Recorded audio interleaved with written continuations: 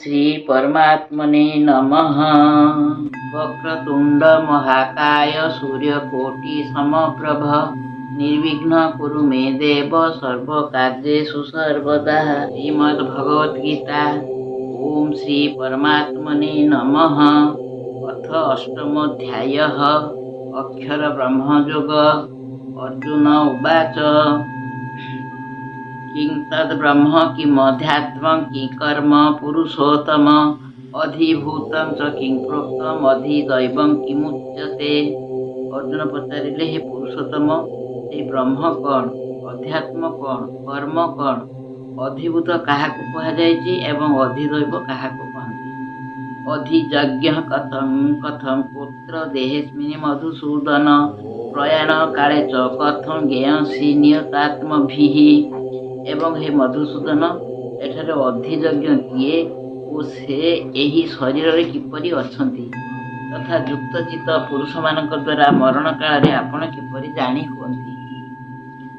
श्री भगवान उवाच अक्षरं ब्रह्म परमं स्वभावोऽध्यात्ममुच्यते भूत भावोद्भवकर विसर्ग कर्म संगीतः। श्री भगवान कहले, परम अक्षर ब्रह्म अटे, निज स्वरूप अर्थात जीवात्मा आत्मार नाम कथित हुए तथा प्राणी मानकर उत्पत्ति और अभ्युदय करुवा विसर्ग अर्थात त्याग को कर्म कहुए। अधिभूतक्षरो भाव पुरुषाधिदैवतम अधियज्ञ होमे मात्र देहे देह भूतांबर। उत्पत्ति विनाशशील समस्त पदार्थ हेउछि अधिभूत। हिरणमय पुरुष ही अधिदैव। हे देहधारी मानक मध्य श्रेष्ठ अर्जुन, एई शरीर रे मु वासुदेव ही अंतर्जामी रूप से अधियज्ञ अटे। अंत काले च मामेव स्मरण मुक्ता कलेवरम जह प्रयाति समद्भावं जाति नास्त्यत्र संशयः। जो पुरुष अंतकाल हेले भी मते ही स्मरण करी करी देह त्याग करती से मोर साक्षात स्वरूप प्राप्त होती, एथिरे तिलमात्र संदेह नहीं। जंग जंग वापी स्मरण भावं त्यजत्यन्ते कलेवरम तम तमे वैति कौन्तेय सदा तद्भाव भावितः। हे कुंती पुत्र अर्जुन, यही मनुष्य अंतकाल जो जो भाव स्मरण करी करी शरीर त्याग करे से ताहा ही प्राप्त हुए, कारण से सबुबले सेही भावरे भावित होई रही थाए। तस्मात् सर्वेषु कालेषु मामनुस्मरतुभ्य च मज्जर्पित मनोबुद्धिर्मामे वैश्यस्य संशयम्। अतएव हे अर्जुन, तुम्हें सबु समय निरंतर मते स्मरण कर और युद्ध मध्य कर। यही प्रकार मोठारे अर्पण करा जायथिबा मन बुद्धि रे युक्त होई तुम्हें निसंदेह मते ही प्राप्त हेब। अभ्यास योग युक्तेन चेतसा नान्यगामिना परमं पुरुषं दिव्यं जाति पार्थानुचिन्तयन्। हे पार्थ, परमेश्वर ध्यानर अभ्यास रूपक योगरे युक्त होई अन्य आड़े जाउनथिबा चित्त द्वारा निरंतर चिंतन करुथिबा मनुष्य परम प्रकाश रूप दिव्य पुरुष को अर्थात परमेश्वर को ही प्राप्त हुअन्ति। कवि पुराण मनुशासितार मनोरणीयां समनुस्मरेद जह सर्वस्य धाता रमचिन्त्य रूप मादित्य वर्णम तमस परस्तात्। जो पुरुष सर्वज्ञ अनादि सर्वनियंता सूक्ष्माति सूक्ष्म समस्तकर धारण पोषणकारी अचिंत्य स्वरूप सूर्य सदृश नित्य चेतन प्रकाश रूप ओ अविद्यार संपूर्ण अतीत शुद्ध सच्चिदानंद घन परमेश्वर को स्मरण करती। प्रयाण काले मनसा चलेन भक्त्या युक्त जोग बलेन चैव ध्रुव मध्ये प्राणमावेश सम्यक सतम परम पुरुष मुपेति दिव्यम। से भक्तियुक्त पुरुष अंतकाल मध्य जोग बल दुई भ्रूलतार मध्यवर्ती स्थान रे प्राण को भल रूप से स्थापन करी एवं निश्चल मन द्वारा स्मरण करी करी से दिव्य रूप परम पुरुष परमात्मा को ही प्राप्त हुअन्ति। यदक्षरं वेद विदो भवन्ति विशन्ति यद्यतो यो वितरागाः यदि छन्त ब्रह्मचर्यं चरन्ति तते पदं संग्रहेण प्रवक्ष्ये। ଏବଂ ହେ ଅର୍ଜୁନ, ବେଦଜ୍ଞ ବିଦ୍ୱାନମାନେ ଯେଉଁ ସଚ୍ଚିଦାନନ୍ଦ ଘନ ରୂପକ ପରମପଦକୁ ଅବିନାଶୀ ବୋଲି କହନ୍ତି, ଆସକ୍ତି ଶୂନ୍ୟ ଯତ୍ନଶୀଳ ସନ୍ନ୍ୟାସୀ ମହାତ୍ମାମାନେ ଯାହାଙ୍କଠାରେ ପ୍ରବେଶ କରନ୍ତି ଏବଂ ଯେଉଁ ପରମପଦ ଚାହୁଁଥିବା ବ୍ରହ୍ମଚାରୀମାନେ ବ୍ରହ୍ମଚର୍ଯ୍ୟ ଆଚରଣ କରନ୍ତି, ସେହି ପରମପଦ ମୁଁ ତୁମକୁ ସଂକ୍ଷେପରେ କହିଦେବି। ସର୍ବଦ୍ୱାରାଣି ସଂଯମ୍ୟ ମନ ହୃଦି ନିରୁଦ୍ଧ୍ୟ ଚ ମୂର୍ଧନ୍ୟାଧାୟାତ୍ମାନଃ ପ୍ରାଣମାସ୍ଥିतो ଯୋଗଧାରଣାମ୍ ଓମିତ୍ୟେକାକ୍ଷରଂ ବ୍ରହ୍ମ ବ୍ୟାହରଣମାମୁନୁସ୍ମରନ୍ ଯଃ ପ୍ରୟାତି ତ୍ୟଜନ ଦେହଂ ସଜାତି ପରମାଙ୍ଗତି। ସକଳ ଇନ୍ଦ୍ରିୟ ଦ୍ୱାରା ରୁଦ୍ଧ କରି ତଥା ମନକୁ ହୃଦୟରେ ସ୍ଥିର କରି ପୁଣି ସେହି ବିଜିତ ମନ ଦ୍ୱାରା ପ୍ରାଣକୁ ମସ୍ତକରେ ସ୍ଥାପନ କରି ପରମାତ୍ମ ସମ୍ବନ୍ଧୀୟ ଯୋଗଧାରଣେ ସ୍ଥିତ ହୋଇ ଯେଉଁ ପୁରୁଷ ଓମ୍ ଏହି ଏକ ଅକ୍ଷର ରୂପକ ବ୍ରହ୍ମକୁ ଉଚ୍ଚାରଣ କରି କରି ଏବଂ ତାହାର ଅର୍ଥ ସ୍ୱରୂପ ମୋତେ ଅର୍ଥାତ୍ ନିର୍ଗୁଣ ବ୍ରହ୍ମକୁ ଚିନ୍ତନ କରି କରି ଶରୀର ଛାଡ଼ି ପ୍ରୟାଣ କରନ୍ତି, ସେହି ପୁରୁଷ ପରମଗତି ପ୍ରାପ୍ତ ହୁଅନ୍ତି। ଅନନ୍ୟ ଚେତଃ ସତତଂ ଯୋମାଂ ସ୍ମରତି ନିତ୍ୟଶଃ ତସ୍ୟାହଂ ସୁଲଭ ପାର୍ଥ ନିତ୍ୟଯୁକ୍ତସ୍ୟ ଯୋଗିନଃ। ହେ ଅର୍ଜୁନ, ଯେଉଁ ପୁରୁଷ ମୋଠାରେ ଅନନ୍ୟ ଚିତ୍ତ ହୋଇ ସଦାସର୍ବଦା ନିରନ୍ତର ମୋତେ ଅର୍ଥାତ୍ ପୁରୁଷୋତ୍ତମକୁ ସ୍ମରଣ କରନ୍ତି, ମୋଠାରେ ନିତ୍ୟ ନିରନ୍ତର ଯୁକ୍ତ ହୋଇଥିବା ସେହି ଯୋଗୀଙ୍କ ପାଇଁ ମୁଁ ସୁଲଭ ଅର୍ଥାତ୍ ମୁଁ ତାକୁ ସହଜରେ ପ୍ରାପ୍ତ ହୋଇଯାଏ। ମାମୁପେତ୍ୟ ପୁନର୍ଜନ୍ମ ଦୁଃଖାଳୟମଶାଶ୍ୱତଂ ନାପ୍ନୁବନ୍ତି ମହାତ୍ମାନଃ ସଂସିଦ୍ଧିଂ ପରମାଙ୍ଗତାଃ। ପରମ ସିଦ୍ଧି ପ୍ରାପ୍ତ ମହାତ୍ମାମାନେ ମୋତେ ପ୍ରାପ୍ତ ହୋଇ ଦୁଃଖର ଗୃହରୂପକ କ୍ଷୀଣଭଙ୍ଗୁର ପୁନର୍ଜନ୍ମ ପାଆନ୍ତି ନାହିଁ। ଆବ୍ରହ୍ମ ଭୁବନାଲୋକା ପୁନରାବର୍ତ୍ତି ନୋର୍ଜୁନ ମାମୁପେତ୍ୟ ତୁ କୌନ୍ତେୟ ପୁନର୍ଜନ୍ମ ନ ବିଦ୍ୟତେ।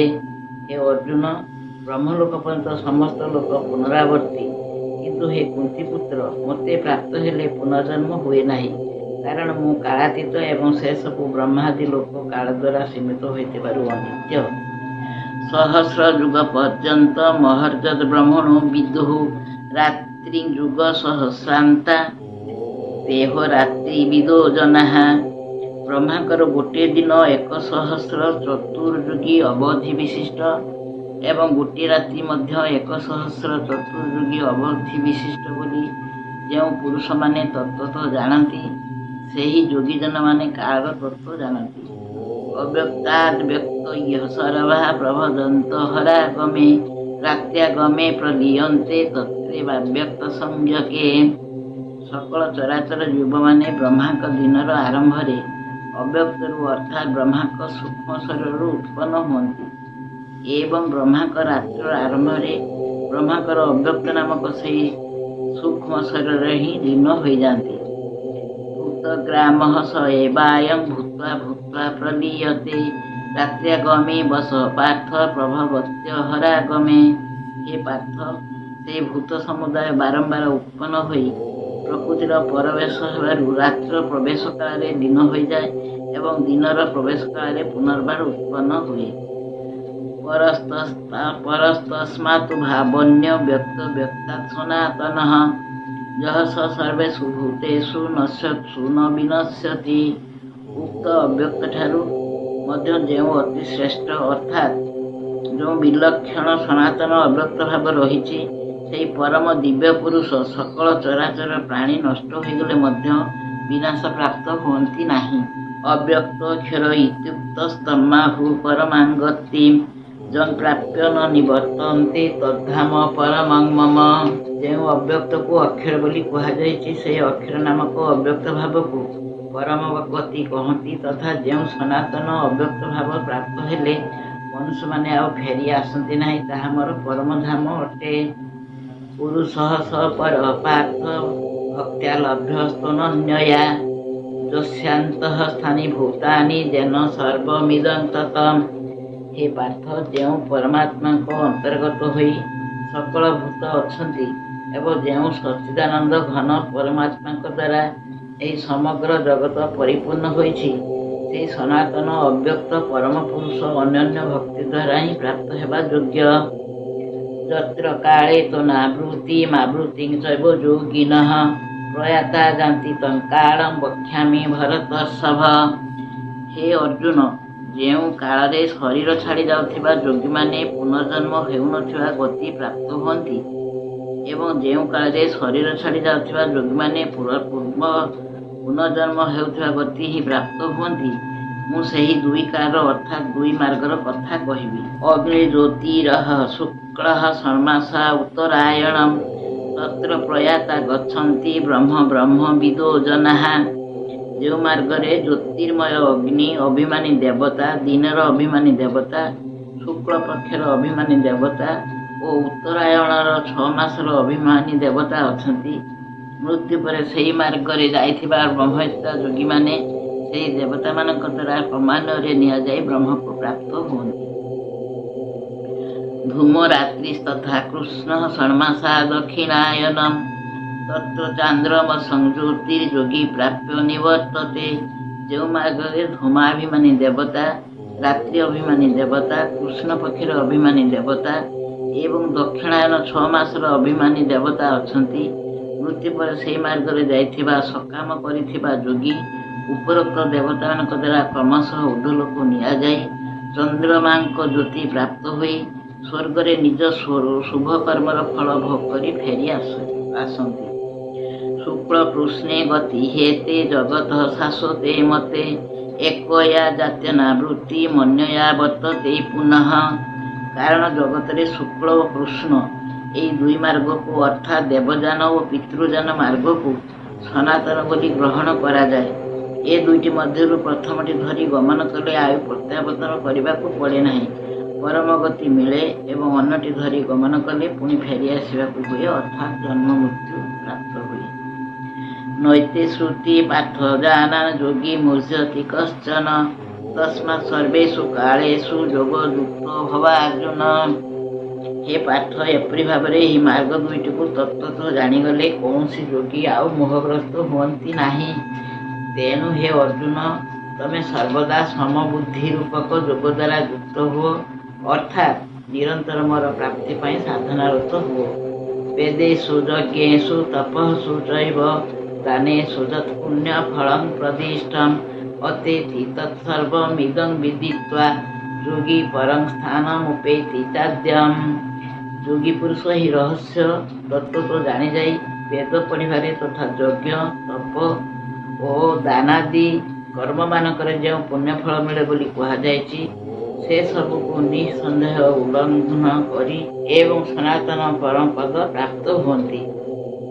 ଓମ୍ ତତ୍ସଦିତି। ଶ୍ରୀମଦ୍ ଭଗବତ୍ ଗୀତା ଉପନିଷୁ ବ୍ରହ୍ମବିଦ୍ୟାଂ ଯୋଗଶାସ୍ତ୍ରେ ଶ୍ରୀକୃଷ୍ଣାର୍ଜୁନ ସମ୍ବାଦେ ଅକ୍ଷର ବ୍ରହ୍ମ ଯୋଗ ନାମ 8ମ ଅଧ୍ୟାୟଃ।